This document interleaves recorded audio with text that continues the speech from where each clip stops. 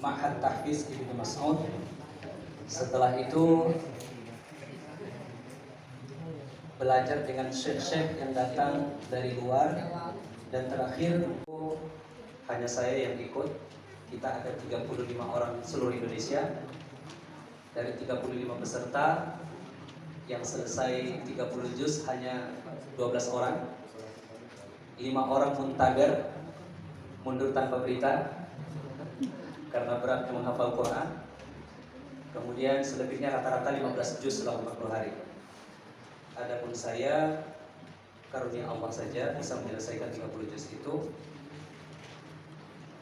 Ternyata apa yang Allah beritakan dalam Al-Quran, surat Al-Qamar 4 kali Allah ulangi, walaqad yassarnal Quran lidzikri fahamil mudzakir.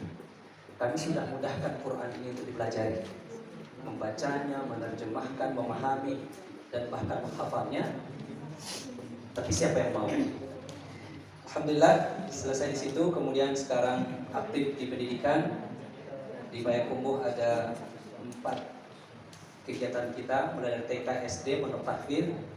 Kemudian di daerah yang sekarang ada pengembangan itu daerah Mundian, Damdamung, Limbanang, Tanjung Jati, Talago, Andiang, Bukit Bule. Ada 6 Pondok Tahfidz yang itu rutin setiap pekan ke sana. Dan pada pagi hari ini saya senang bertemu dengan adik-adik semua.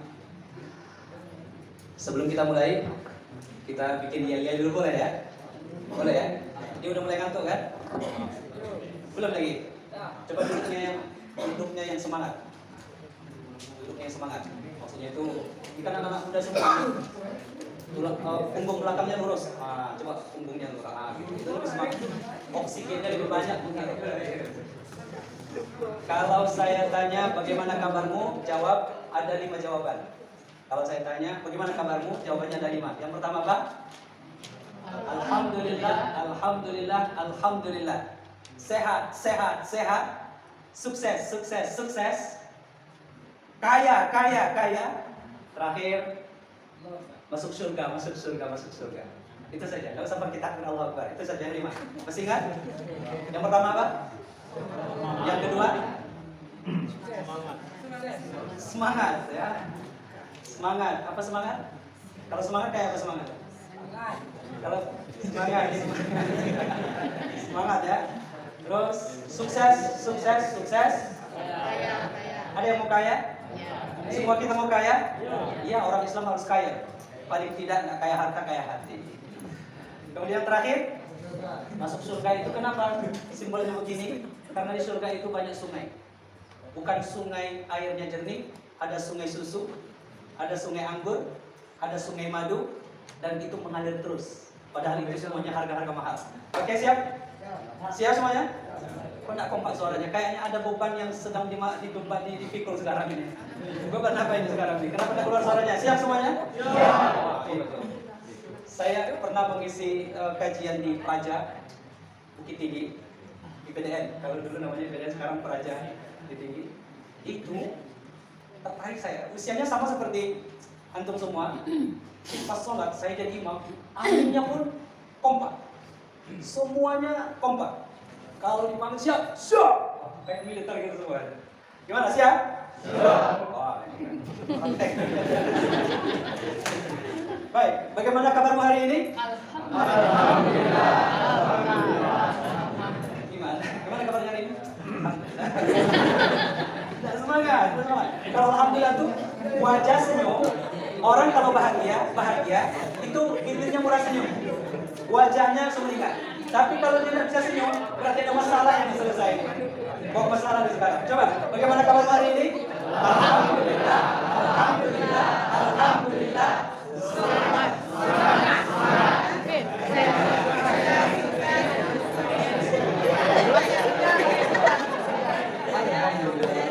Semangat. Yang kedua apa yang kedua? Semangat, semangat, semangat. Ya. Sukses. Kaya, kaya, kaya. Masuk surga, masuk surga, masuk surga. Bagaimana kabar hari ini? Alhamdulillah.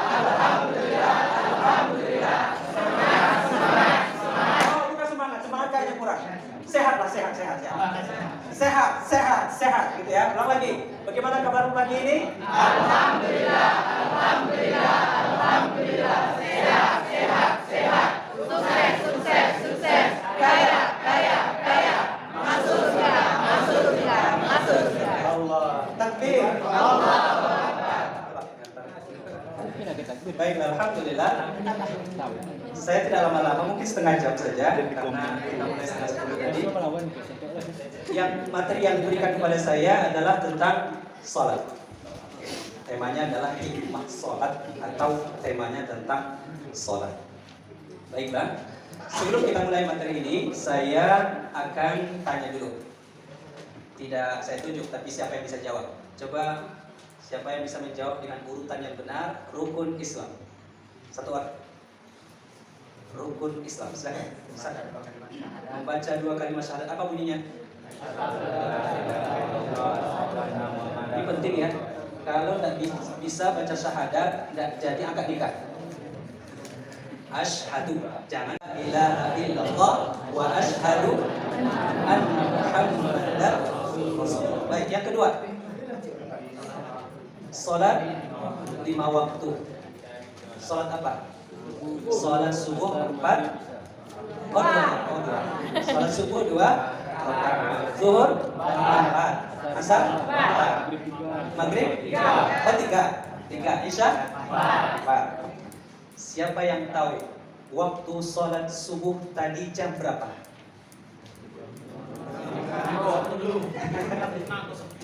Jam 5.07. Pak Guru. Jam berapa salat subuh? Siapa yang ikut salat subuh jam 7, jam 5:07 tadi? Yang bangun waktu subuh dan ikut salat subuh? 1, 2, 3, 4, 5, 6. Alhamdulillah. Siapa yang salat subuhnya setengah 6? Siapa yang salat subuhnya setengah 7? Lewat dari jam 7. Siapa yang salat subuh? Yang salat subuh. 1, 2, 3, 4, 5, 6, 7, 8, 9, 10. Selebihnya belum salat, tapi tidak puasa. Maka boleh orang tidak puasa kalau terpenuhi syarat. Tidak puasa, masih bisa megang Islam? Masih? Tidak haji, oke. Tidak zakat, masih boleh. Tidak puasa. Tapi kalau tak sholat, mohon maaf, apa yang lepas? Tak ada. Kalau sholat sudah ditinggal nih ya, mohon maaf kalau baterainya rusak kita ganti. Habis. Tidak ada sesuatu yang paling berharga dalam hidup kita kecuali kita selamat nanti setelah mati. Kita hidup ini tidak lama-lama, tidak seperti Nabi Adam ratusan tahun, Nabi Nuh 950 tahun, kita 60 tahun larang-rangki, mati, sakit kepala, stroke, mati. Tidak lama-lama. Kalau yang sholat ini tidak dikerjakan, maka Islam tidak mau melekat dengan kita. Terus apa namanya? Hari ini kita bahas. As-sholah. Apa judulnya? Siapa yang tahu apa arti sholat? Apa arti sholat? Apa arti sholat? Kalau puasa apa artinya? Shaum artinya apa? Menahan dari makan dan minum, dan menahan dari berkata kotor dan kata-kata yang tidak pantas. Kalau sholat artinya apa?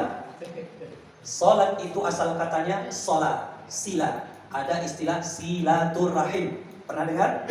Apa arti silaturahim? Menyambung. Silaturahim menyambung persaudaraan antara seseorang dengan orang lain. Itu namanya silaturahim, menyambung kasih sayang. Maka kalau sholat, apa yang kita sambung?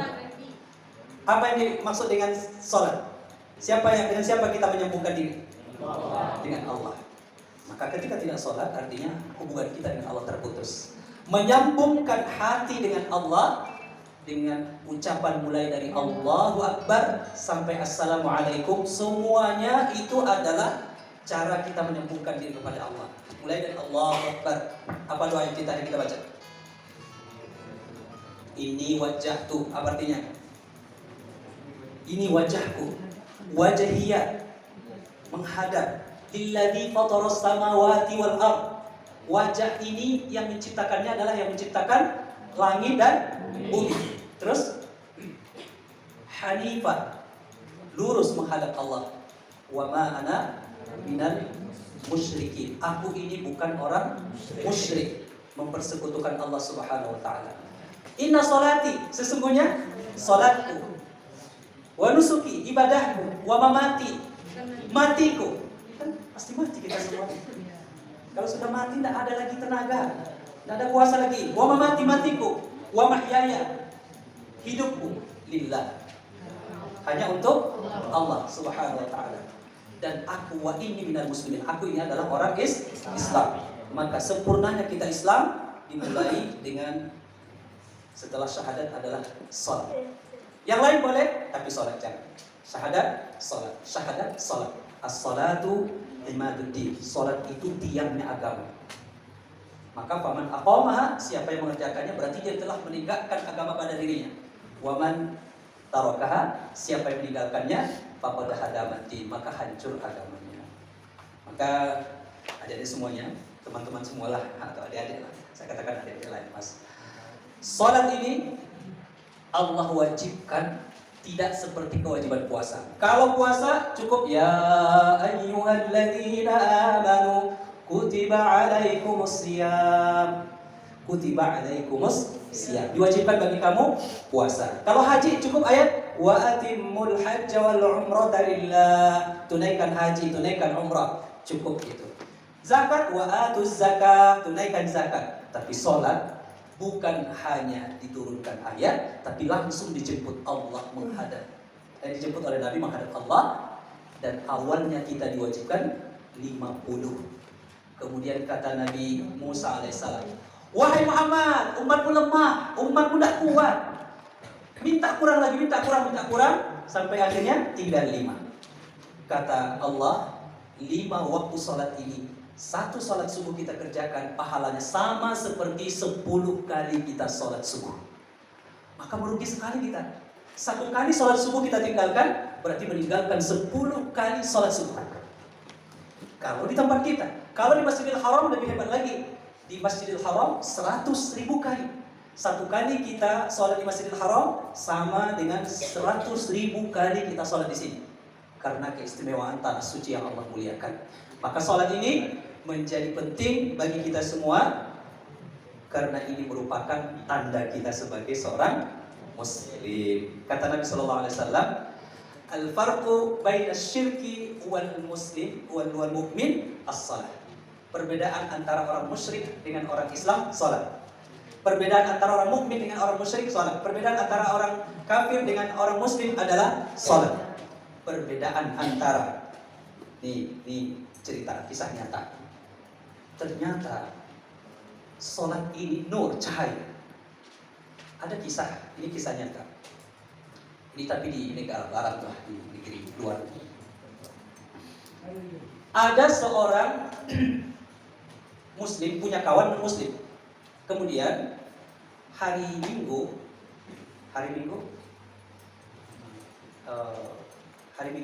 atau hari kita namanya hari apa? Hari Ahad. Hari Ahad. Ahad itu artinya apa? Hari Ahad itu artinya apa? 1. Ahad. Wahid. 1. One. Ahad 1. Berarti hari yang kedua hari apa? Senin itu bahasa Arabnya isnaini, 2. Isnain. Makanya orang tua-tua kita dulu yang sudah usia 70-60an dulu Senayan, hari Senin, hari Akad, ya kan, pakan Akad. Ahad maksudnya. Ahad 1, Isnain 2, Salasatun 3, Sulasa hari ketiga, Arba'atun hari keempat, Kamis, Komi, pakan Komi, Khamis 5, Hari kelima. Hari keenam tidak, hari keenam disebut dengan sita, tasik tidak, tapi disebut dengan Jum'ah. Kenapa Jum'ah? Karena hari Jumat hari berkumpulnya laki-laki muslim. Jadi kalau ada laki-laki hari Jumat tidak kumpul di masjid pas waktu azan Jumat, berarti bukan Laki-laki. bukan.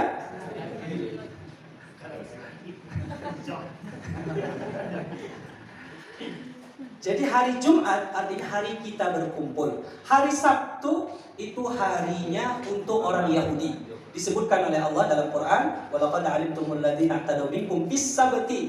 Orang Yahudi dulu hari sucinya adalah hari Sabtu. Maka 2 hari, satu untuk Yahudi hari sucinya, satu untuk orang Islam. Maka ada kecemburuan dari orang Nasrani, kata mereka, enak aja lah orang Islam. Orang Islam ini enak betul lah. Ada hari untuk mereka Jumat. Orang Yahudi pun istimewa hari Sabtu. Kita bikinlah hari kita Domingo. Maka mereka buatlah namanya Domingo. Apa arti Domingo? Hari Tuhan kita. Jadi kalau hari Minggu berarti hari kita menghadap Tuhan. Maka wajar di Indonesia dulu ada lagu-lagu mulai dari TK diajarkan lagu-lagu apa? Lagu apa? Lagu bukan hari Minggu bersama ayah ke apa sih kan? Hari Minggu hari ke pasar. Kalau anak muda dulu di zaman Ustaz dulu malam Minggu, malam yang panjang, gitu. Ada nyanyinya seperti itu dulu. Dalam rangka apa? Mereka menuntut keadilan supaya ada satu hari untuk orang Nasrani, supaya adil katanya. Jadi 3 agama besar di dunia itu Islam, Yahudi, sama Nasrani. Oke, kita bahas itu. Yang kita bahas adalah sholat. Apa yang membedakan kita dengan di luar Islam? Sholat. Maka apa hikmahnya? Kenapa kita harus sholat? Apa hikmahnya ketika kita melakukan sholat? Ternyata sholat itu cahaya. Kejadian ini di Amerika. Seorang muslim masuklah ke dalam gereja bersama temannya non-muslim yang ikut kebaktian pada hari itu. Maka ketika masuk, pendeta di mihrab sedang ceramah, dia mengatakan begini, "Mohon maaf, yang bukan jamaat sini silakan keluar." Tapi yang muslim tetap tenang, duduk saja. "Mohon maaf, yang bukan muslim lah." Konsentrasi sudah mulai berkurang. "Yang bukan jemaat di sini silakan keluar." Sampai berulang-ulang ini pendeta menyampaikan, tapi yang muslim tetap diam. Sampai akhirnya kata pendeta yang terakhir, "Yang bukan jemaat di sini, yang bukan pengikut agama di sini, silakan keluar dan saya beri jaminan keselamatan." Akhirnya berdirilah muslim tadi, dia pun mau minta izin untuk keluar. Tapi sebelum keluar dia bertanya kepada pendeta, "Pak Pendeta, kenapa Bapak tahu bahwa di ruangan ini ada orang bukan jemaat Bapak? Kenapa Bapak tahu di ruangan ini ada orang Islam?" Jawabannya apa? "Saya melihat wajah Anda. Wajah orang yang rajin sholat dengan yang tidak beda. Wajah orang yang sering membasahi wajahnya air wudhu dengan yang tidak berbeda. Kalau di luarnya sudah disenangi oleh orang, maka hatinya insya Allah juga akan disenangi oleh Allah dan dia pun akan senang." Jadi bahagia itu tidak bisa dibuat-buat. Bahagia tidak bisa dibuat. Sholat itu bahagianya bukan di luar. Kan ada orang yang hari ini sibuk bagaimana membuat seolah-olah dia bahagia tapi menderita. Apa contohnya? Dia bahagia, tapi yang penting kaya. Dia punya uang, yang dia beli apa? Bukan beli eskavator nih untuk proyek-proyek nanti supaya dia ini, tapi dia beli mobil. Untuk beli minyaknya pun harus mencari uang untuk beli minyak. Tidak ada dia punya uang, yang penting kaya. Ini bedanya konsep orang kita dengan orang Cina lah yang paling dekat. Saya pernah lihat orang Cina di Payakumbuh ini. Sejak saya tinggal di Payakumbuh, saya lihat tukar-tukar bajunya. Betul, ini di Padang Tengah. Pak Guru tahu tuh, Pak Cina siapa nama Pak itu? Udah tua beliau. Tidak pernah tukar-tukar saya lihat baju. Serawannya serau pendek. Dari dulu itu dipakai, tapi pitingnya jantan. ATM-nya jangan tanya. Kita kadang gaya bantu artis papan atas. Jangan lihat dompet 2.000. ATM ndak ada deh. Pulsasi paket minta tiap hari. Tapi gaya bantu Valentino Rossi. Kiranya kredit 50 tahun, 5 tahun. Mati kaya namanya tuh. Penampilannya dibuat seolah-olah bahagia, ingin dilihat orang lain bahagia. Tapi sebenarnya dia dalam keadaan bahagia. Lebih baik orang menyangka kita susah tapi bahagia daripada orang menyangka kita bahagia tapi susah. Orang yang rajin sholat bisa dipastikan hidupnya kaya atau miskin dia akan bahagia. Jadi hikmah yang pertama, orang yang rajin sholat hidupnya akan bahagia. Apa yang dicari orang hari ini? Kemanapun kita, ujung timur barat, semua orang mencari apa? Kebahagiaan. Orang beli mobil supaya apa? Bahagia. Bikin rumah supaya bahagia. Beli baju baru, bahagia. Sepatu baru, bahagia. Nah, itu yang boleh baru-baru. Tapi kalau pacar baru, enggak ada. Istri baru, enggak ada. Kecuali terpaksa. Iya Pak. Ini kan ada pintu darurat. Jadi ada boleh kalau emergency boleh buka pintu darurat. Kalau itu tidak bisa diperbaharui. Makanya laki-laki itu selalu begini. Engkau yang pertama dan untuk selama-lamanya. Jadi kalau ada perempuan ini dia, aku mau yang kedua banget. Kalau begini fotonya kan, ini dia, aku mau yang kedua banget. Kalau laki-laki dia selalu begini, apalagi di hadapan istri. Tapi kalau di hadapan istri orang lain mulai gini-gini dia. Bahayanya bapak-bapak. Di bapak-bapak ini walaupun tenang-tenang, ada juga yang seperti itu. Baiklah. Apa tadi? Bahagia. Bahagia di luar, bahagia di dalam. Maka kata seorang ulama ini dibenci oleh orang pembenci. Akhirnya dia dipenjara. Kata dia, mereka menyangka ketika aku masuk ke dalam penjara, aku akan susah dan menderita. Padahal sesungguhnya mereka memenjarakanku untuk membahagiakan dirinya. Tapi dia tidak akan bahagia. Aku justru masuk ke dalam penjara, terhindar dari kerumunan banyak orang. Aku semakin dekat dengan Allah dan hatiku semakin bahagia. Siapa namanya orang itu? Namanya adalah Ibnu Taimiyah. Dia di penjara, justru sejak dia di penjara mengarang kitab setebal ini. Namanya Al-Fatawa. Ilmu-ilmu yang dia dapatkan sejak di penjara. Artinya, kalau hidupnya susah, tidak mungkin dia bisa mengarang kitab setebal itu. Ini bedanya antara pandangan orang Islam dengan orang di luar Islam. Orang di luar Islam melihat bahagia itu di luar, zahir saja. Jadi kalau umpamanya anak-anak ustaz, adik-adik nanti melamar, menemui calon mertua. Bu, namaku Tono, Bu. Batanyalah calon mertua. Kerja gini. Ambo mesinis, Bu. Mesinis satu. Ambo kini teknik atau teknisi alat berat. Di mana kerja? Di Pertamina. Oh, mantap.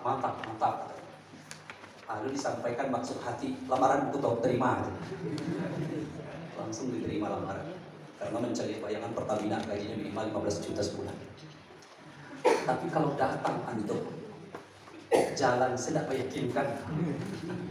Sudah tuh nampak motor pun pelannya hilang. Tahunnya lah tahun 80-an dulu.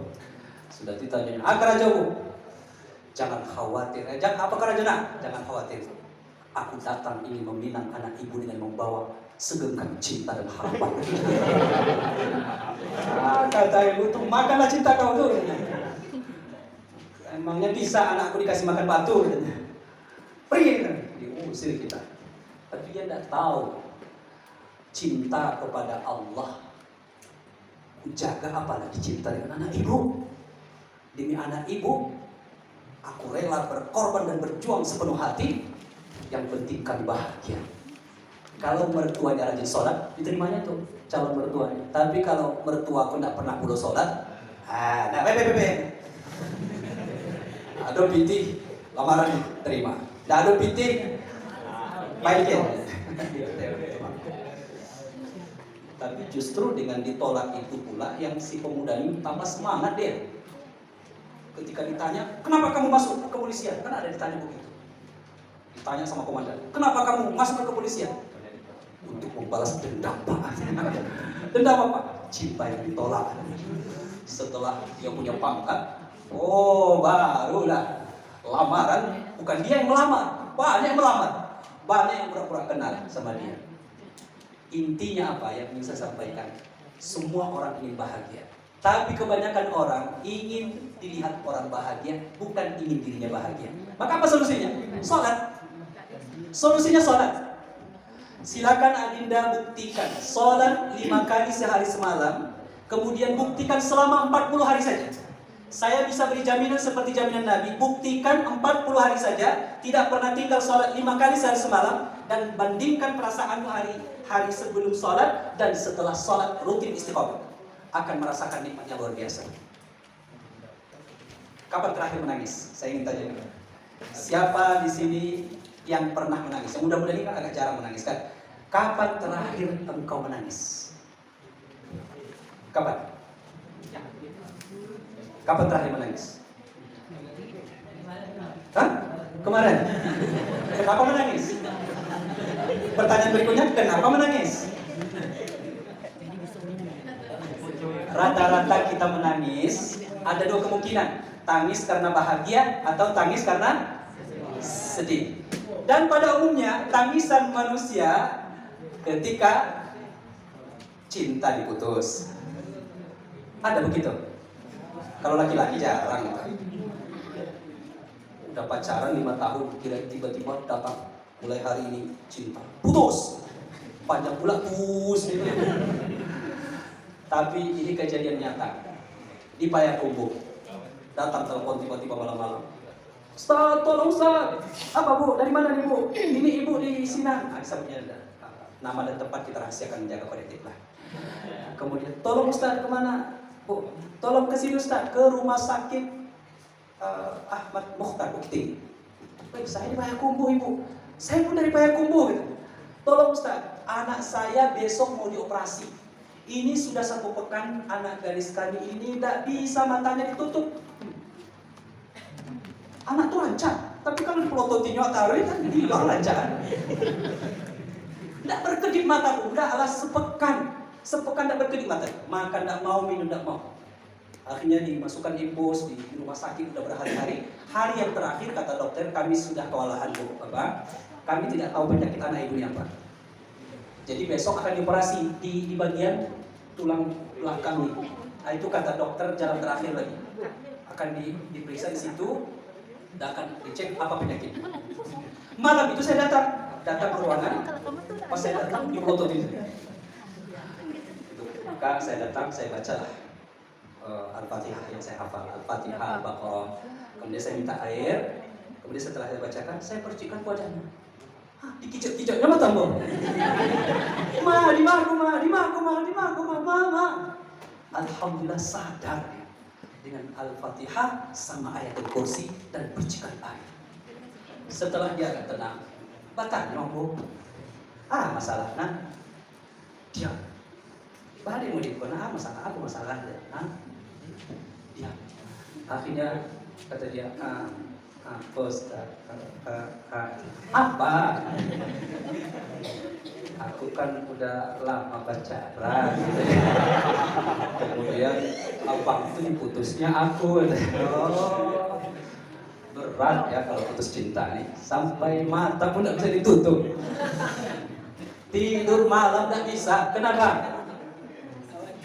Yang paling kuat di dunia ini bukan adrai, bukan mektisot. Tapi yang paling kuat itu adalah galau. Gara-gara galau tidur pun tidak nyenyak, makan pun tak enak, wajah muram. Kalau hati sedang galau, apa obat galau terbaik? Coba kalau antum rajin sholat, diputus, ya Allah, dia telah memutuskan. Masih banyak. Kalau Anda dapat musibah, doa yang diajarkan Nabi, Allahumma ajirni fi musibati waqlubni khairan minha. Ya Allah, berikan aku pahala dari musibah yang menimpaku hari ini dan ganti yang lebih baik daripada itu, ya Allah. Jadi boleh kita berdoa begitu. Kalau kita dapat musibah, jangan sedih karena ada pahala.